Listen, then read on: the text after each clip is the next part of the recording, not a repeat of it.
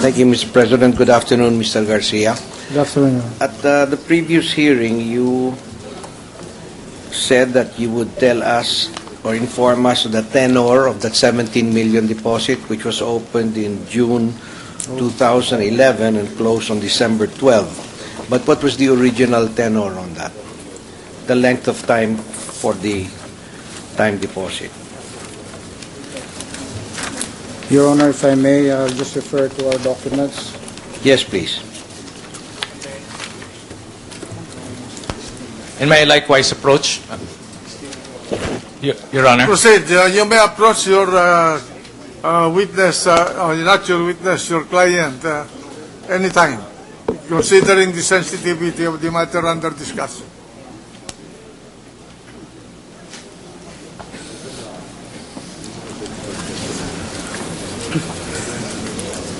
Your Honor, you're referring to the account number with the ending digits 3848. That's correct. The amount is 17 million. This was originally transacted in June 29, 2011. This was subsequently renewed. The last renewal was done on December 2, 2011, for at that time for a tenor of 31 days, with an original maturity date of January 2, 2012. This particular account was paid out on December 12, 2011. So therefore, what type of penalty would the depositor have to pay? I believe. Would there be a reduction in the Yes, Your Honor, because interest? it's a pre-termination of the pre-termination original term. charge? Yes, All sir. right. Does the bank have any accounts in the name of Cristina Corona alone? I think we reported earlier all of the accounts under the name of Cristina Corona. We do not have any record of any account under her name alone. Thank you. If a customer were to walk into PS Bank and gave PS Bank 10 million pesos and asked PS Bank to buy ROPs on his behalf, would PS Bank refer him to Metro Bank? Well, yes, Your Honor, if such an inquiry is made.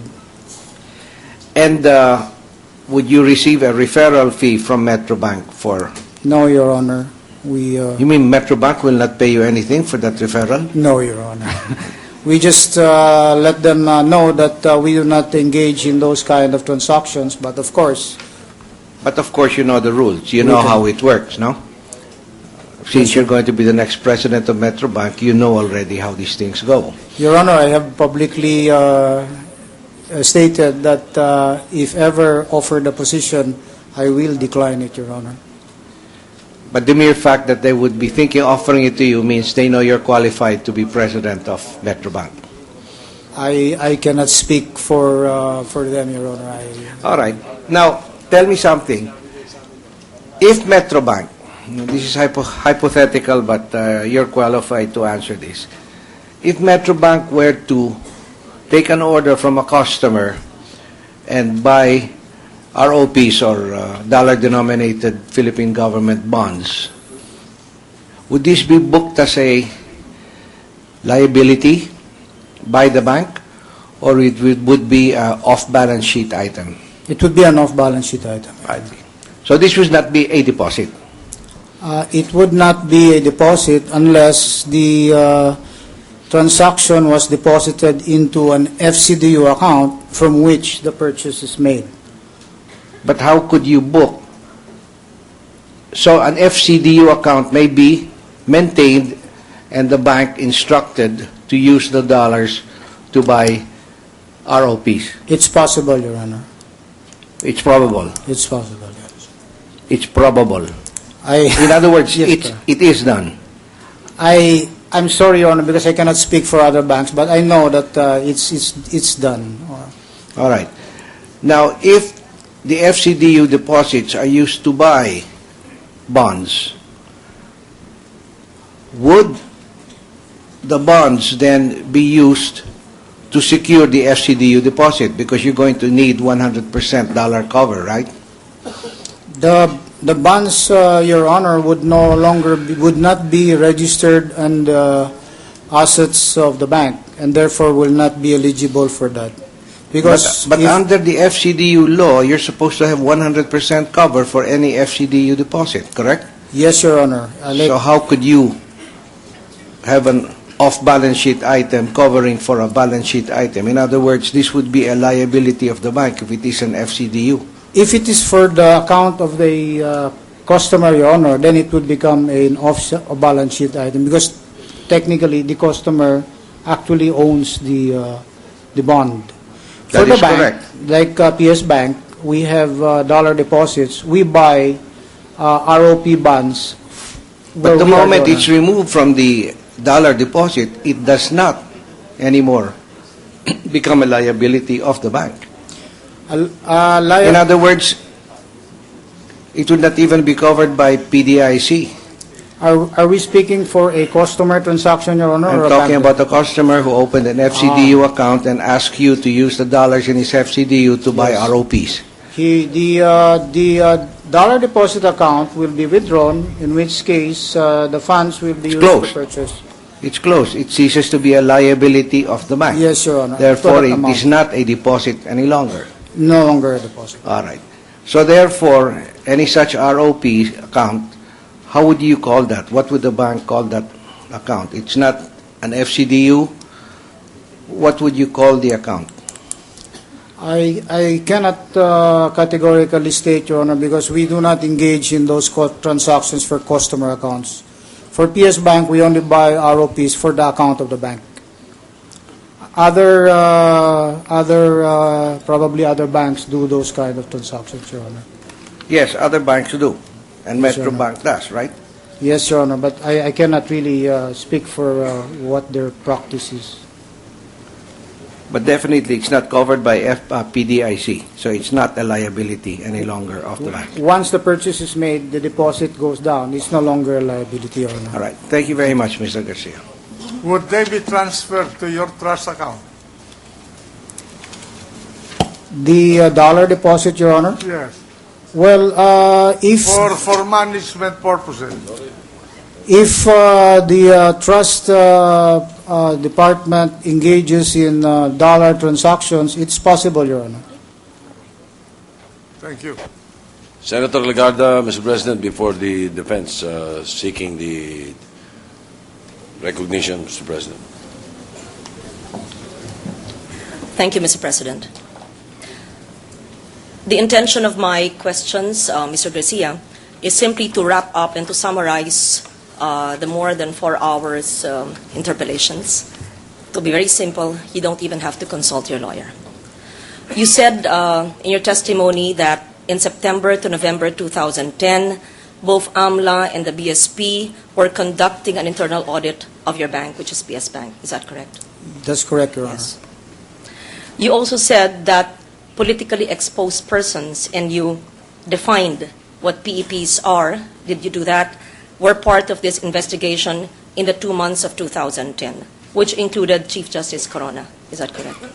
Yes, Your Honor. It was not the only account looked in. There were It was not the only account. There were other so-called PEPs. Yes, Your Just for Honor. the record, very briefly, could you define what a PEP is?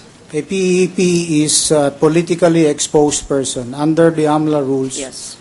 we are required to classify those that hold, that are elected officials and high appointed officials as politically exposed persons. Yes, yes. Thank you. You defined that earlier. I just wanted to be clarified. So in those 2 months of September, October, November of 2010, the routine internal audit of the BSP and the AMLA jointly were doing that internal audit of PS Bank, which included an investigation into PEPs who had deposits in PS Bank, including the account of Chief Justice Corona, but not the only account. Is that correct? That is correct, Your Honor, but the inquiry is done by an AMLA, not By not the AMLA. not The BSP did not inquire into the Corona account, but No, AMLA no, no. did that. No, no. Was it customary in the annual internal audit that the AMLA would be jointly investigating with the BSP? I think the AMLA under the law is allowed to deputize the BSP. Yes. Yes. If there is a court order.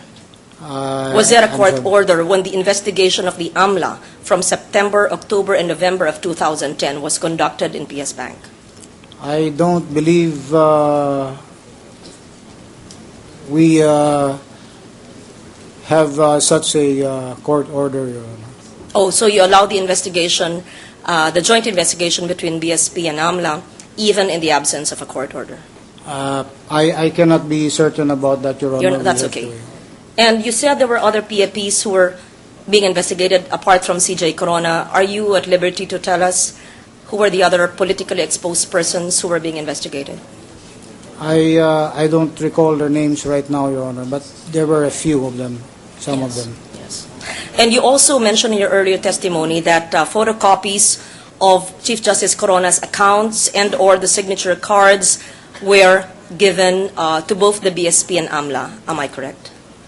As far as our the records of our examination, yes, Your Honor. Yes, yes. And I think the Senate President, the presiding officer, requested already AMLA to submit what you just mentioned, the signature cards. Based on the differences that we see from Annex A and the documents which came from your bank, there are clearly differences, which you cited earlier. Very clearly and Yes, quite a there are number. differences, quite a number, yes. On the signatures, Annex A, just for the record, came from the prosecution. But it had the same number of accounts and the same account numbers as those on the original document, which the photocopy of which I am holding now. That is correct, Your Honor. Yes. The name of the account is the same. The address, which you said can be accessed publicly That based is on any correct. public record. However, the information, the account numbers, and the signatures of your staff who did their signatures beside the account numbers are the same personnel, right? Similar, Your Honor. Similar. No, the same names, similar signatures, but there are modifications. We believe so, alterations. Your Honor. Alterations. However, is the information on the account numbers accurate?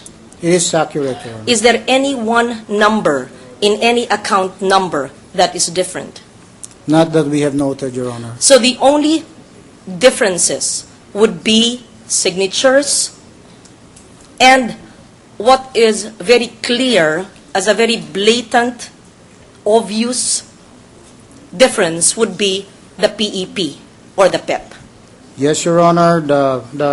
The pen used is thicker, and our records in the Annex A is thinner.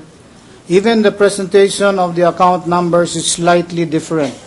If it will be submitted for technical analysis, it would show that it is different. The presentation, there's slight differences as to the what is this, from one point to the other. Yes, apart from that, the word PEP is not in the PS Bank document, but That- is in the Annex A document. That Is is, that correct? yes, Your Honor, that's a very glaring difference. There is no PEP in what I'm holding. But the Annex A, okay, sa taas wala, yes. In the Annex A document, there is a PEP on top, and there is no PEP in the document, photocopy at least, given to me by your legal counsel from the bank. Yes, Your Honor. There is a marked difference. Could it be possible, Mr. Garcia, that the source of Annex A could still have come from your